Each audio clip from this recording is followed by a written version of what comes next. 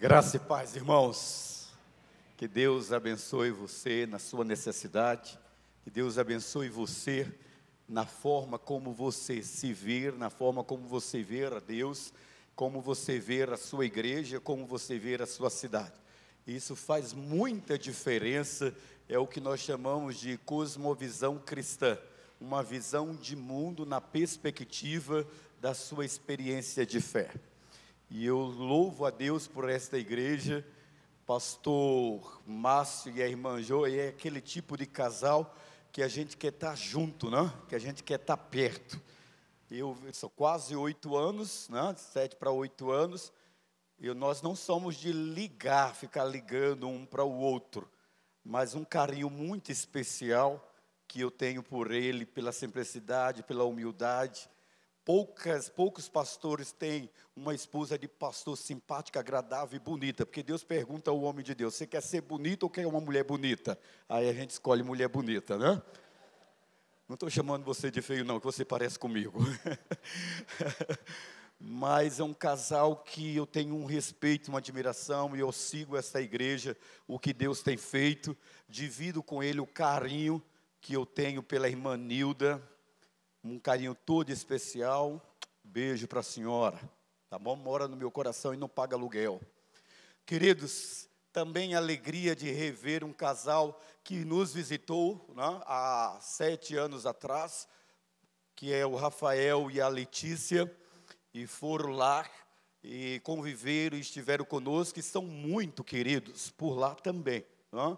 E o que Deus tem feito nesta casa leva-nos a entender apenas uma coisa: que os propósitos de Deus são grandes, muito grandes, maiores do que vocês podem imaginar. Agora, o meu maior desafio nessa noite é dizer para você: não fique fora do que Deus quer fazer em Manhuaçu, usando a Pibaçu para abençoar a cidade. Não fique fora do mover de Deus. Não fique fora de ser instrumento nas mãos do Senhor. Não fique fora de descobrir qual é o propósito que Deus tem para a sua vida. Deus não criou você para você apenas cumprir um propósito biológico. Não somente nasceu para crescer, para reproduzir, envelhecer e morrer. O propósito de Deus é maior do que isso para você. E Deus não tem apenas para você um papel sociológico dentro da sociedade. Deus tem um papel ainda maior. Uma vez que Ele te arrancou das trevas, Ele trouxe para o reino da luz. Amém? Olhe para o seu irmão e diga assim para ele: isso aí foi para você, viu? Pode dizer para ele: isso aí foi para você, tá? Então seja forte, que tudo o que eu vou dizer para a pessoa que está ao seu lado, tá bom? Agora, eu não sei se alguém já disse para você o quanto você é especial. Você é muito especial. E se alguém disser ao contrário, saiba que esta pessoa está sendo usada pelo diabo. Porque Deus criou você e dotou você de capacidades que nenhuma outra criatura tem. Deus fez você a sua imagem e a sua semelhança. E mesmo quando o nosso pai Adão tropeçou, Deus decidiu criar um plano redentor. E o plano de Deus foi estabelecer um novo vínculo relacional. Então, o que eu quero falar com você nesta noite é: Deus nunca teve um plano de religião para você. Nunca. Deus nunca entendeu e nunca nasceu no coração de Deus ter um compêndio teológico ou axiomas de fé, dogmas da fé para você. A religião nunca falou ao coração de Deus, porque o que Deus tem para você é mais do que religião. Deus tem relacionamento para você. É relacionamento que Deus quer para você. E por isso eu quero pensar com você sobre esse plano de amor de Deus por você. Uma família para pertencer é a nossa reflexão desta noite. Efésios capítulo 3, versículo 17 ao 19, diz assim o texto: oro para que, estando arraigados e alicerçados em amor, vocês possam, juntamente com todos os santos, compreender a largura, o comprimento, a altura e a profundidade, e conhecer o amor de Cristo que excede todo conhecimento, para que vocês sejam cheios de toda a plenitude de Deus. Amém? Você sabe, simplificando esse texto, eu quero pegar a última parte que Deus tem, desejo. É desejo de Deus, é vontade do Senhor que você seja cheio da presença dEle. Que Deus manifeste em você a plenitude. Palavra plenitude significa cheio. Deus não quer apenas que você saiba sobre Ele. Deus não quer apenas que você leia sobre Ele. Deus não quer que você apenas ouça sermões sobre Ele. O propósito de Deus é que você tenha uma experiência. E essa experiência te leve a viver a melhor versão de você. Nós só vivemos nossa melhor versão quando nós retomamos a nossa caminhada relacional com Deus. E a Bíblia não diz que nós temos isso de forma como hereditária. Não é algo que você passa de pai para filho, que você passa de mãe para filho. Relacionamento com Deus é uma decisão que você faz no seu coração de dizer que aspira pela presença de Deus. A religião nunca aproximou o homem de Deus. No Brasil, nós somos 39.715 manifestações religiosas, grupos religiosos. 50% desse grupo fala sobre Jesus. E mesmo assim você tem uma sociedade caótica. Você tem um país que tem um alto índice de violência urbana, corrupção, injustiça e uma problemática social gritante, apesar de ser um dos países mais ricos em tudo que se torna em reino mineral, vegetal e que você pensar. Mas o texto está falando, e Paulo está dizendo, que Deus é todo o mentor para estabelecer na minha e na sua vida o início de um relacionamento comigo e com você. A igreja, querido, ela não é periférica ao plano de Deus. Ao contrário, a igreja é a válvula que Deus criou para que você e eu pudéssemos redescobrir a nossa caminhada com o Senhor. E é por isso que Deus criou somente duas instituições na terra. Todos nós, de forma filosófica, sociológica, queremos estabelecer e divinizar as outras instituições. Mas somente duas instituições emanaram diretamente, sem interferência humana, do próprio Deus. Primeiro, é a família biológica, que você não escolheu pertencer. A segunda é a família espiritual, que é a igreja. Essa você decide pertencer a ela ou não. Mas mesmo sendo intensamente combatidas pelas forças opositoras, pela malignidade, pelo plano do mundo espiritual, essas duas instituições continuam resistentes e vencendo todas as investidas das trevas contra ela. Tanto a família biológica, quanto a família espiritual. Vivemos numa sociedade hedonista, motivada pelo prazer. Vivemos um dos piores tempos da história da humanidade, cheias de narrativas, aonde nós entendemos que a sociedade começou agora a viver um processo de relativismo em todas as esferas. E dentro desse relativismo, nós chamamos o pecado de problema e ignoramos que o pecado faz separação entre você e Deus. Nós nem mais sabemos o que é pecado. Adultério não é pecado, suicídio não é pecado, inveja não é pecado.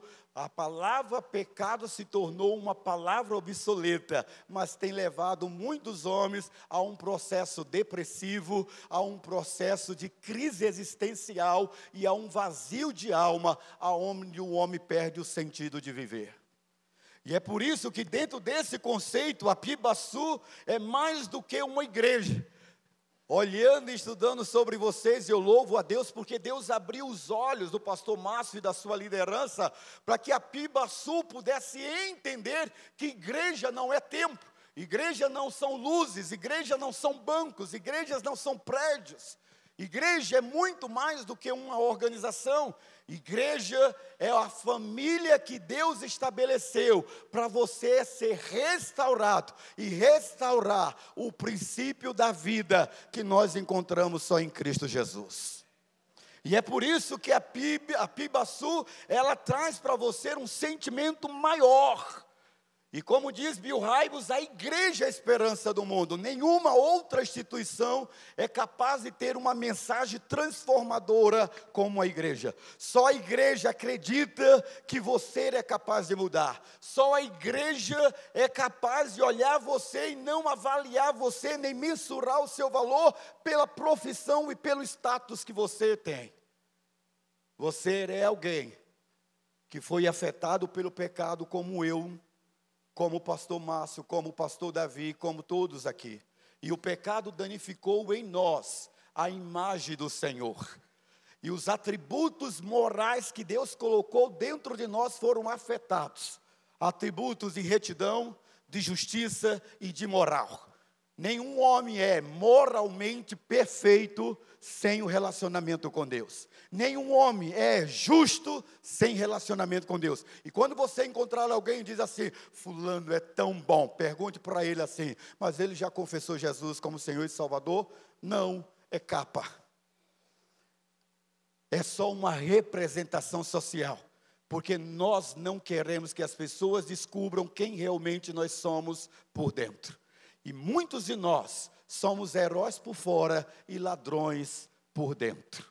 Porque nós sabemos que a Bíblia diz que não há nenhum homem que faça o bem. O próprio Nicodemos, em João capítulo 3, diz o texto sagrado, que ele chega e diz, bom mestre, que farei eu para ter a vida eterna? Jesus diz, por que você me chama de bom? Só um que é bom, é Deus. Então como que eu posso vencer a minha natureza malévola, a minha inclinação para o mal? O apóstolo Paulo, ele diz, o bem que eu quero fazer eu não faço, mas o mal que eu não quero fazer, esse eu me pego fazendo.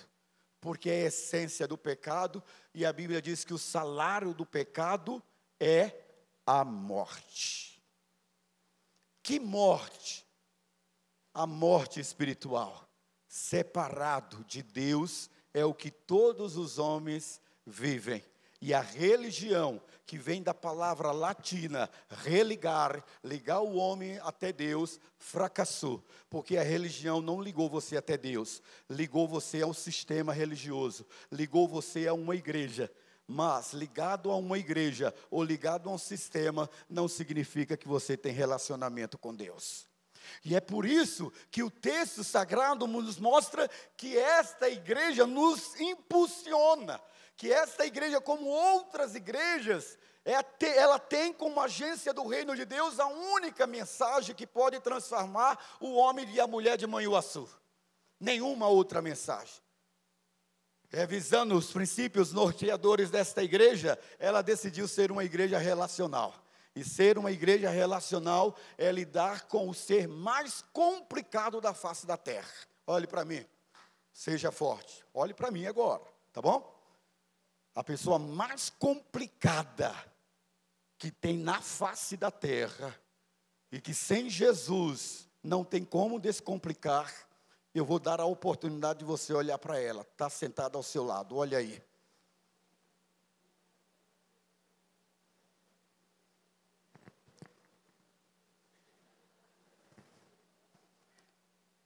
Agora abra sua boca e diga para ela assim, eu já sabia que você era complicado. Pode dizer. Mas como Deus ama a gente complicada. Como Ele não desiste de nós. Eu tenho certeza que se você fosse Jesus na cruz do Calvário, e aquele ladrão estivesse dizendo assim, Senhor, lembra-te de mim, quando entrares no teu reino, você diria, não senhor, eu estou aqui, né? Não fiz nada que você fez, sofrendo, e você roubou, não é justo não. É assim que nós somos. Você acha que você merece o céu, e que o cara que está lá no presídio, que estuprou, que matou, que roubou, ele não merece o céu. Porque você acha que o pecado social dele tem maior peso do que o seu. O seu é só ser egoísta. O seu é ser só orgulhoso. O seu é ser só mentiroso. E como não afeta ninguém, o seu pecado é pecadinho.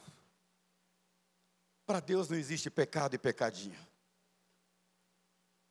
O cara que adultera na prática lá no motel, comete pecado. Mas aquele que olha para a mulher do seu próximo e nem deitou com ela, só olhou, também comete pecado e é adúltero do mesmo jeito. A lei de Deus não mensura nem grande nem pecado, nem pequeno, é só pecado. Estava fazendo um trabalho missionário em João Pessoa, na Paraíba, e fui no presídio Aníbal Teixeira, saindo de lá uma sede, bati numa casa, pedi um copo com água, a moça que estava molhar as plantas, olhou para mim e disse assim: você foi no presídio? Eu disse, fui. Fazer o quê? Falar do amor de Deus. E ela disse, meu avô está preso lá. Ele estuprou quase todas as netas, inclusive eu. Você vai lá, como alguns foram, pregou para ele agora está dizendo que é crente lá no presídio. Você acha que ele merece o céu depois de toda a maldade que ele fez com as netas? Sabe quando você dá aquele branco na sua cabeça, você não sabe o que responder? Mas a dona da casa, e ela era a funcionária, a chamou pelo nome. Disse, Graça. E o tempo que ela foi o tempo de eu processar. E quando ela voltou, eu disse, Graça, você sabe o que significa o seu nome? Ela disse, não. Graça significa favor imerecido de Deus. Ninguém merece o céu. Ninguém. E ninguém deixa de ir para o céu pelo que fez ou deixou de fazer. O céu não é para quem fez o bem, nem para quem fez o mal. É para quem reconheceu que estava doente e que precisava de um médico. É para quem reconheceu que estava perdido e precisava ser achado. É para quem reconheceu que estava morrendo e precisava ser salvo. É para alguém que reconheceu que merecia ser punido, mas tinha alguém que poderia absolvê-lo. O céu é para quem reconhece que o fato de Jesus ter vindo ao mundo não foi para você fazer apenas parte da Pibaçu, nem para você virar crente, mas para você ter os seus pecados perdoados e ainda receber-se a vida eterna. Esse é o propósito de Deus. A oportunidade que eu tinha para dizer agora, Graça, seu avô fez tudo isso e vai para o céu, e você não fez metade do que ele fez, e você não vai para o céu. Sabe o que ela me respondeu? Não, eu quero ir para o céu, nem que seja para dar uma surra nele. Falei, não precisa isso.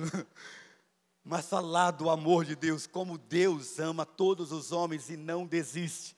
Foi isso que o filme A Cabana tentou de forma simbólica mostrar para nós. De que Deus tem no seu coração um sentimento de paternidade, e Ele quer restaurar essa paternidade em nossos corações, porque nós cremos em Deus, mas nós estamos órfãos, porque não sabemos que Deus quer ser mais do que Deus, Ele quer ser Pai, e por isso Ele criou uma família espiritual.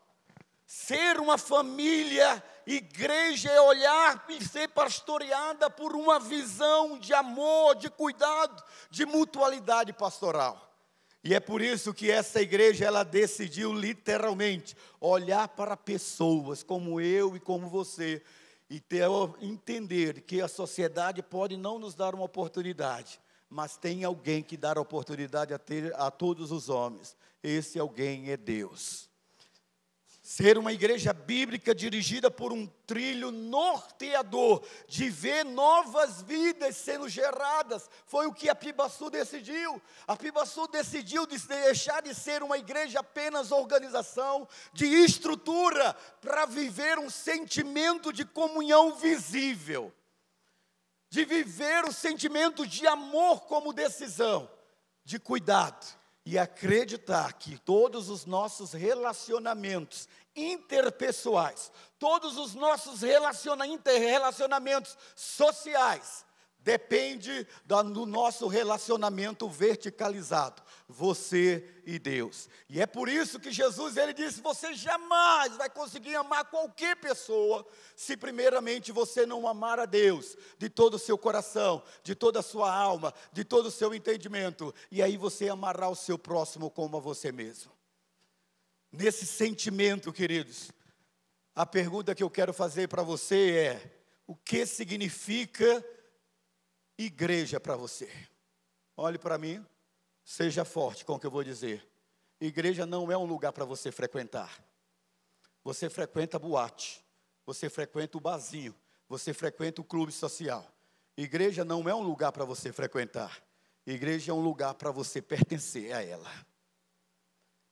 Porque só na igreja é que você vai ter o sentimento restaurado de família, segundo a ótica de Deus.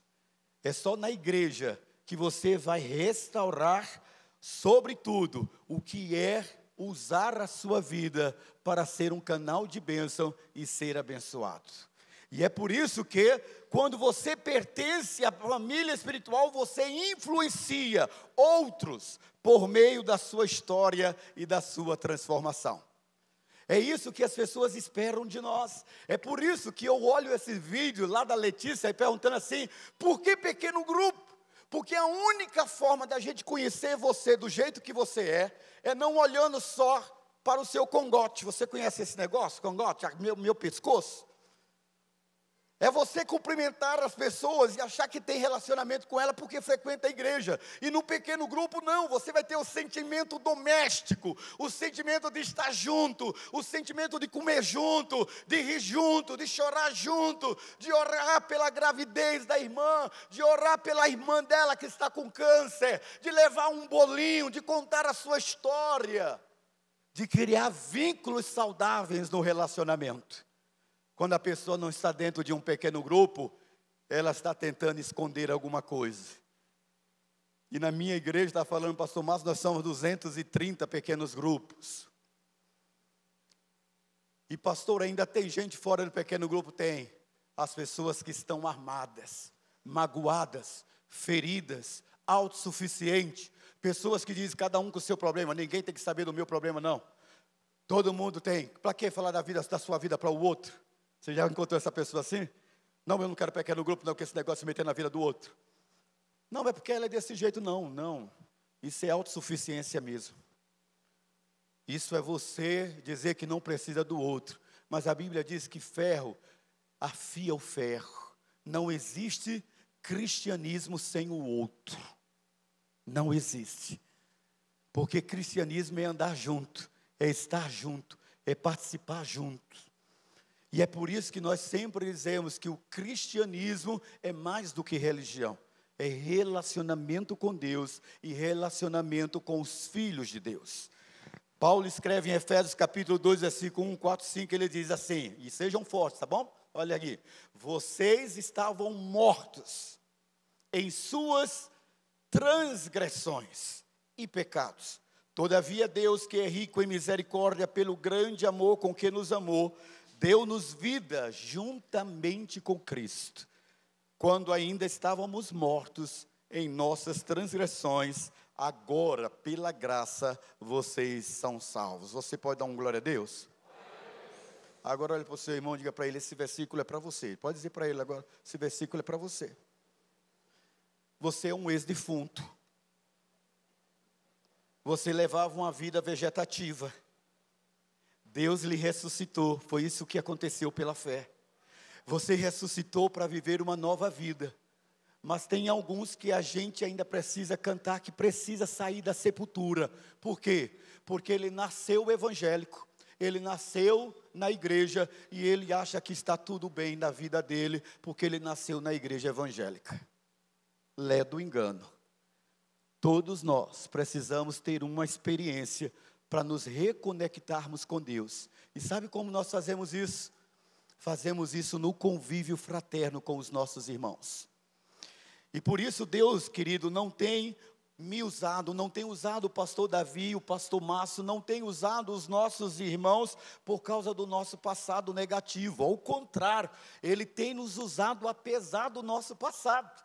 Deus tem feito no nosso coração fazer com que nós entendamos que o nosso pecado pecaminoso, o nosso passado pecaminoso não nos ajudou de modo algum, ao contrário, nos arrebentou.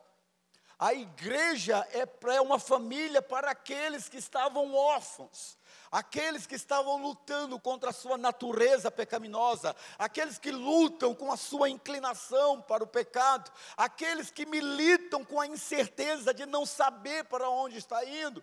E é por isso que Paulo escreve em 2 Coríntios 5:17, vocês conhecem esse texto, dizendo literalmente para mim e para você, só há uma maneira de você experimentar o novo nascimento. Se alguém está em Cristo, nova criatura é. As coisas velhas já passaram, e eis que tudo se fez novo. Por que termos vergonha do nosso passado?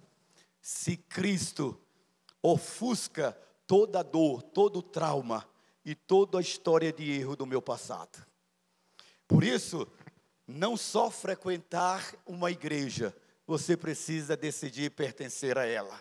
E é por isso que quando você pertence à família espiritual, você apropria-se da sua realidade espiritual em Cristo Jesus. E essa é uma alegria, irmãos, enorme. Alegria muito grande. Seja forte, pastor Davi. Tinha um seminarista, bom teologicamente. E quando ele ia pregar, dava um sermão teológico lindo, sério, introspecto. E nossa igreja é uma igreja relacional, o nosso negócio é gente. E aí eu disse, meu filho, quando você for para o púlpito, dá um sorriso para o povo, seja simpático. Ele olhou para mim e disse assim, por que eu tenho que mostrar os dentes? Falei, é para ver que você tem uns dentes bonitos. E ele disse, não, eu não sou filho de dentista para mostrar os dentes. Você não ganha ninguém dizendo que ela pertence a uma crença antibíblica. Você não influencia ninguém dizendo que a religião dela está errada e a sua está certa. Você não impacta ninguém dizendo que é da Pibaçu. Ninguém quer saber de que igreja você é, de que religião você é. Ela quer saber se Deus é uma realidade dentro de você.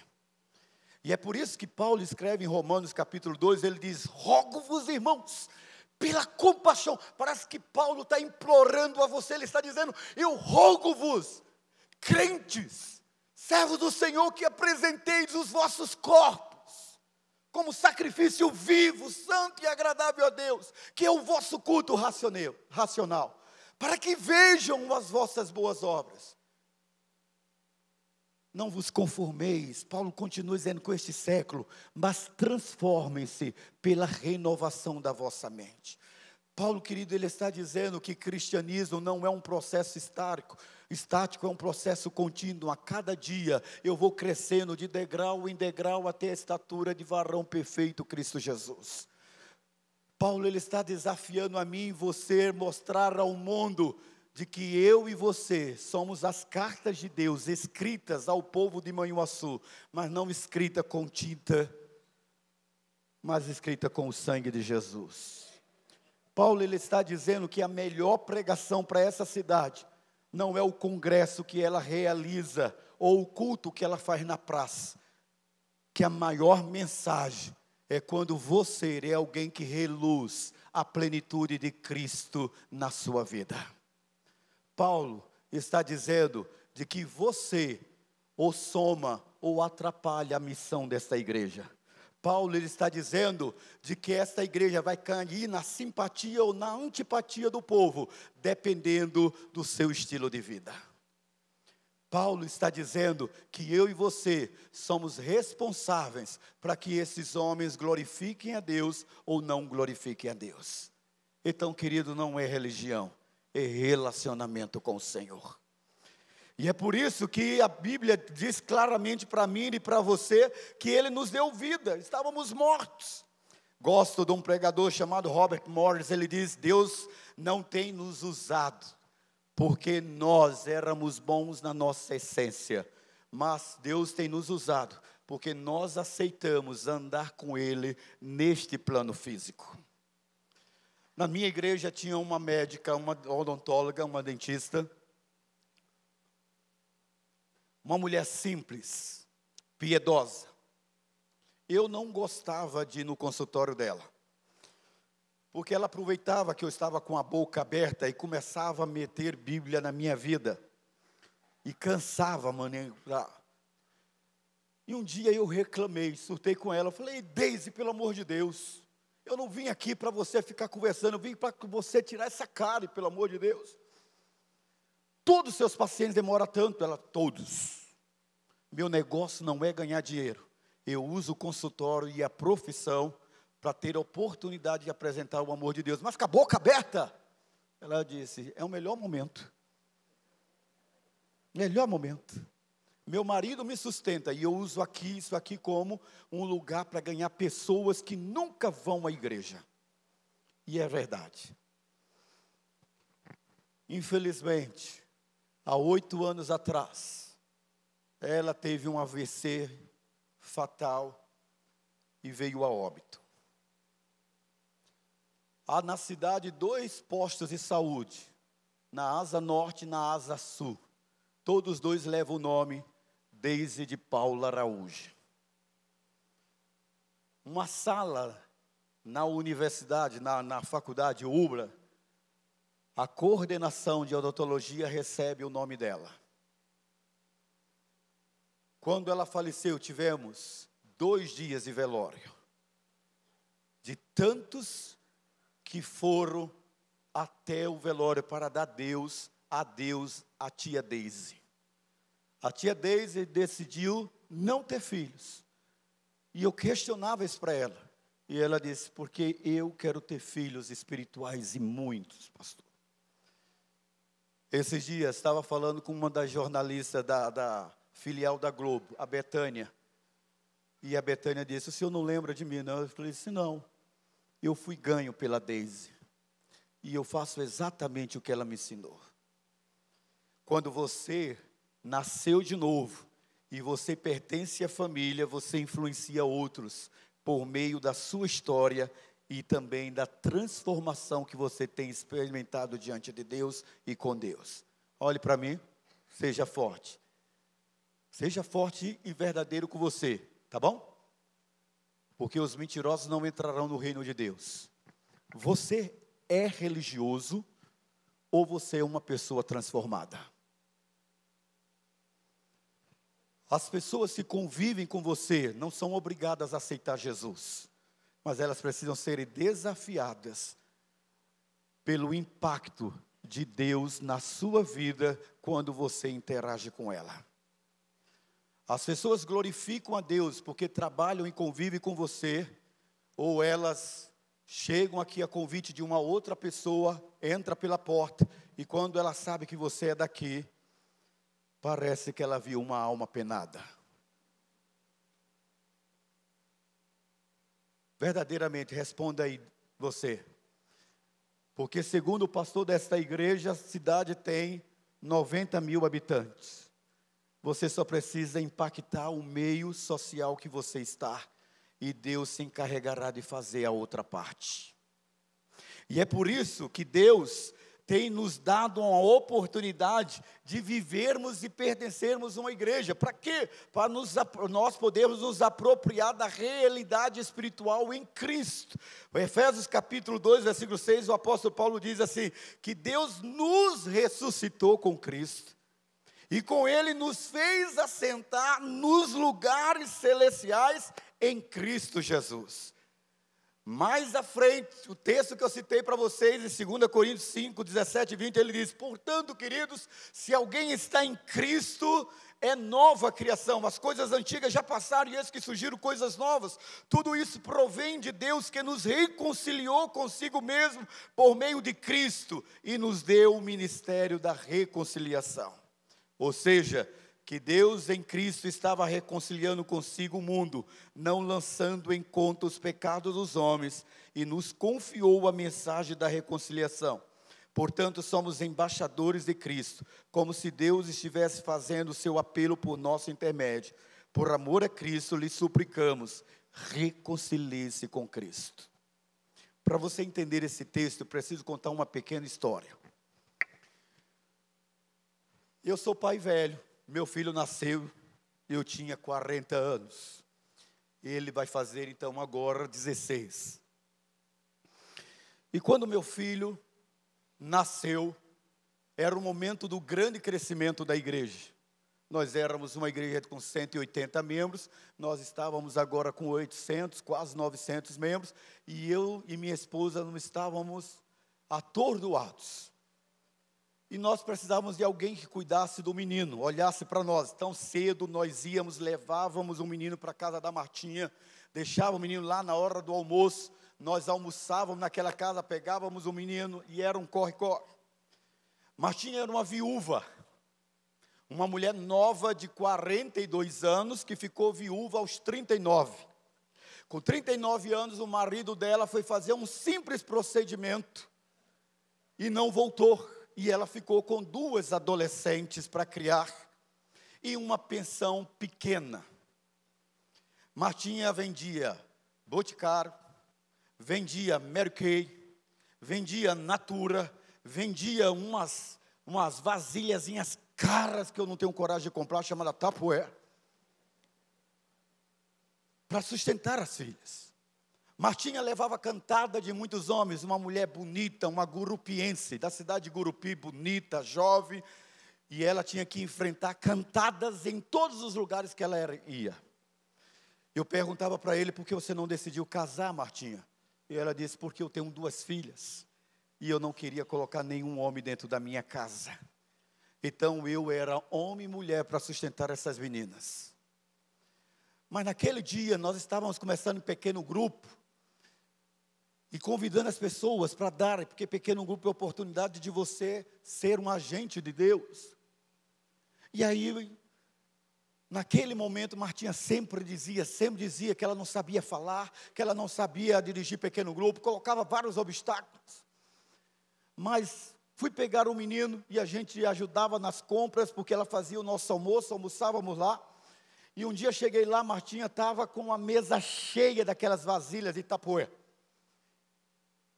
E começamos a conversar e ela disse, pastor, o senhor pode ficar aqui com a irmã Lídia e o João Emanuel, porque vai começar a minha reunião. Eu falei, tá bom, pode ir lá. Então ficamos ali com a filha dela, Nayara, e ela começou a reunir com aquelas mulheres. Bastante mulheres chegaram, ela apresentou as vasilhas, vendeu todas as vasilhas, mas vendeu tudo e voltou sorridente, de tanto que ela ganhou dinheiro, né? E eu disse, Martinha, você não disse que não sabia falar? Você não disse que você não sabia se expressar bem? Aí ela ficou parada olhando para mim. Vender essas vasilhas como você vendeu nesse preço aí, e não sobrou nenhuma, e você não sabe falar, talvez você não tenha motivação. Você sabe quanto você pode abençoar essas mulheres? Mas pastor, eu não sei pregar. Você não precisa saber pregar. Você só precisa falar da sua fé, do seu relacionamento com Deus. Você só precisa contar como uma mulher de 39 anos fica viúva, no auge da ebulição dos seus hormônios, assume uma responsabilidade, como você criou e formou 2 meninas. Você só precisa contar de onde veio essa força, de resistir à cantada dos safadões de plantão. Você só precisa fazer isso, Martinho. E ela começou a chorar. Eu disse, quando é a próxima reunião? A próxima remessa chega daqui a 2 meses. Mas quando é a próxima reunião? Eu sempre marco para data tal. Falei, nesse dia, você também, antes de vender, você vai contar o seu testemunho para essas mulheres. Você vai contar como você ficou viúva, você vai contar de onde veio a sua fé e tal. Eu falei, pastor, não consegue. Eu falei, consegue sim, você consegue. Se ajoelha aí que nós vamos orar. Me ajoelhei com ela. Diga comigo, Martinha, agora. Senhor Jesus, ela, Senhor Jesus, eu vou falar.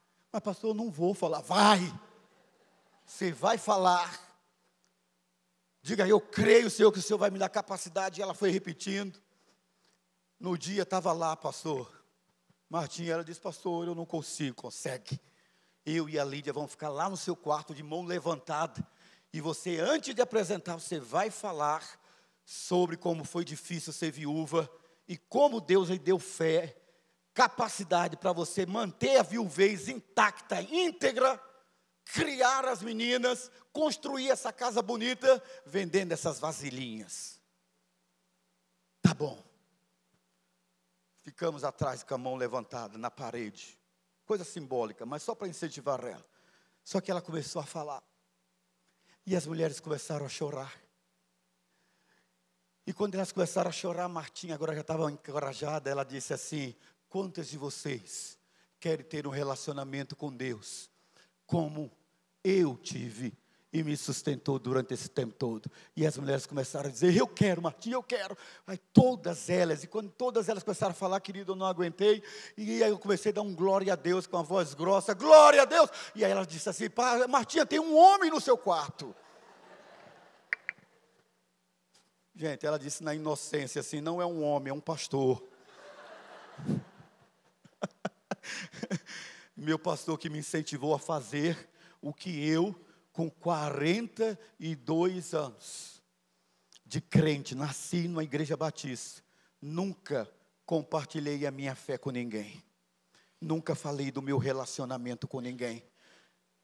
Bastava eu ser evangélico e respeitava os outros, mas não é a questão de religião. As pessoas que convivem com vocês, elas estão mortas nos seus pecados e delitos, como vocês estavam. E você precisa agora estender a mão para elas. Queridos, todos nós experimentamos algo novo. E é por isso que a orfandade ela é rompida nesse processo. Paulo escreve em Efésios 2,18, diz que, pois pelo meio de tanto como nós, vocês têm acesso ao Pai em um só Espírito. Gálatas 3:26, 27 diz, todos vocês são filhos de Deus, mediante a fé em Cristo Jesus. Pois os que em Cristo foram batizados, de Cristo se revestiram. Se tem algo que você não pode sair daqui nesta noite você frequenta esta igreja, ou você pertence a ela. Porque se você pertence a ela, o seu negócio é gente.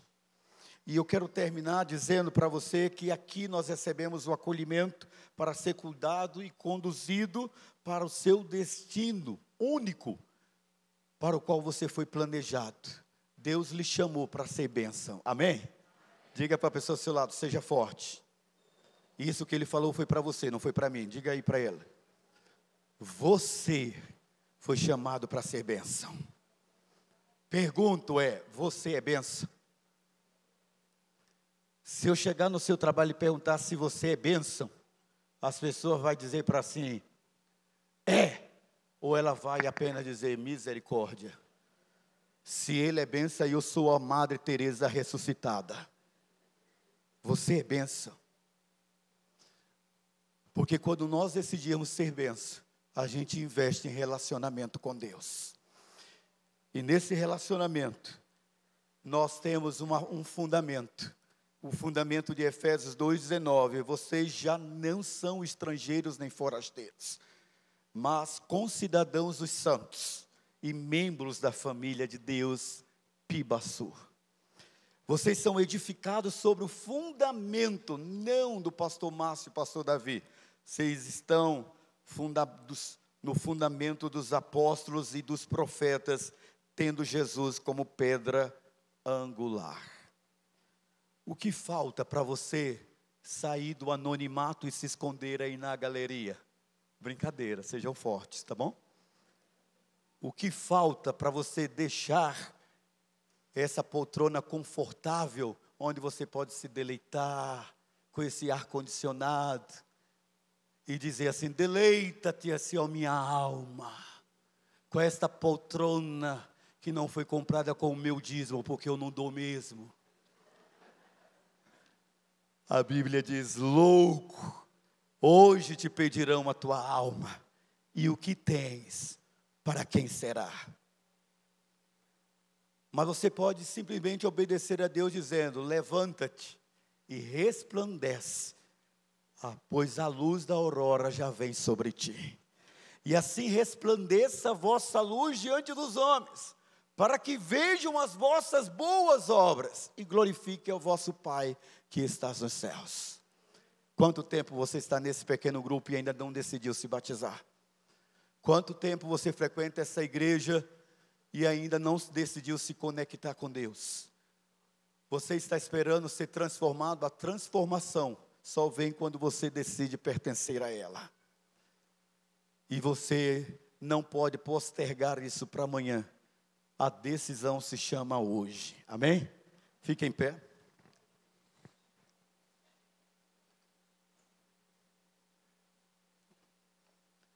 Você pode apertar a mão da pessoa que está ao seu lado e diga assim: seja forte. Aperta para ela. Seja forte, que tudo que ele pregou foi para você. Pode dizer para você, para ela: tudo que ele pregou foi para você. Se foi para ele que eu preguei, então eu vou fazer o apelo para ele. Certo? Cadê os meus cantores, pastor? Estão aqui. A cantora, eu não a conhecia, mas eu conheci seu pai no seminário, quando foi levar o João Emílio. Conheci, pastor Timóteo. Muito feliz de ver você aqui. Meu amado, eu quero lhe fazer um desafio. Mas tem uma canção que eu gosto muito. Lá na nossa imersão cantamos, e eu sei que você conhece. Talvez ninguém conheça você como Deus lhe conhece. Às vezes uma mãe diz assim: eu conheço o meu filho como a palma da minha mão. Às vezes uma esposa diz: eu conheço o meu marido como a palma da minha mão. Às vezes a esposa diz: eu conheço o meu marido com a palma da minha mão. E o marido diz: ela nem pega na minha mão, quanto mais me conhecer. Mas tem alguém que conhece você antes que você fosse gerado no ventre da sua mãe. Tem alguém que viu o momento em que você foi molestado e abusado na infância. Tem alguém que viu o quanto você foi rejeitado e as solapadas que a vida lhe deu, e você sublimou isso dentro de você. Seus traumas, seus complexos, seu sentimento de inferioridade, seu sentimento de superioridade, sua autodependência anulativa, sua autodependência impositiva. Os psicólogos podem te ajudar, mas só Deus pode restaurar você. Não existe ninguém e nenhum coach, nem nenhuma pregação de autoajuda vai poder tirar de você a dor que está lá na sua alma. Ei, olhe para mim. Eu sou filho de militar, um pai duro. E quando eu me converti, foi difícil, porque eu não conseguia ver Deus como pai, porque a visão que eu tinha de pai era uma visão dura, punitiva.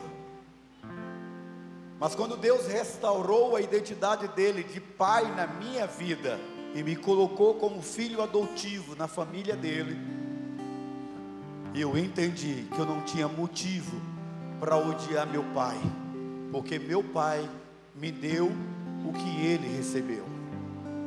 Mas eu agora estava recebendo de Deus a paternidade, e eu voltei à minha terra natal,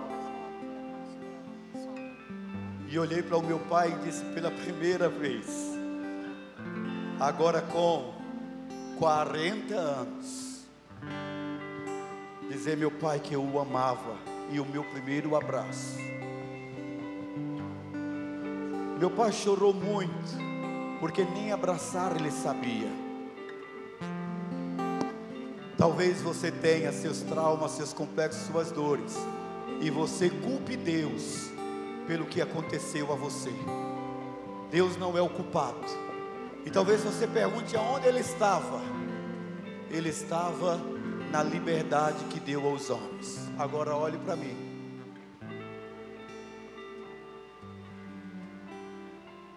Você sofreu as dores. Você não pôde evitar. Mas você pode decidir fazer com este lixo que colocaram dentro de você o que você quiser.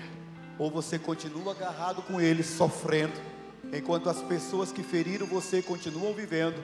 Ou você pega esse lixo e lança para Deus. A Bíblia diz: lançando sobre ele toda a vossa ansiedade, porque ele tem cuidado de vós. Vinde a mim, vocês que estão cansados e oprimidos, e eu vos aliviarei. Não é religião, é relacionamento com Deus. Feche seus olhos. Você pode cantar conosco, cantoras, sonda meu Deus. Vamos juntos? Pede para Deus agora lhe ajudar a você ser honesto com você mesmo. Pede para Deus mudar a sua história. Diga para Deus que você está cansado de ter uma religião que não muda o seu coração e que você quer se relacionar com Ele. Mude a sua história aqui dentro e lá fora também será mudada.